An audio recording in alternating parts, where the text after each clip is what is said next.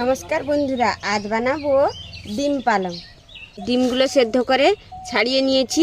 এই কাঁটা চামচের সাহায্যে এরকম ফুড়ফুড় করে দেব। তেল গরম হয়ে গেছে, দিয়ে দেব ফোড়নে জিরা, দিয়ে দেব পেঁয়াজ বাটা।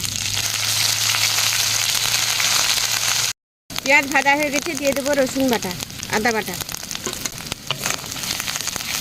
মশলা ভাজা হয়ে গেছে, দিয়ে দেব ধনে গুঁড়ো, জিরের গুঁড়ো, লঙ্কা গুঁড়ো, পরিমাণ মতো নুন, হলুদ গুঁড়ো।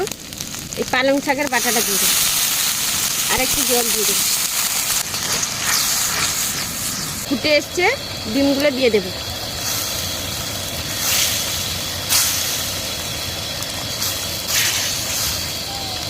হয়ে এসছে, কাঁচা লঙ্কা দিয়ে দেবো, গরম মশলাগুলো দিয়ে নামিয়ে নেব।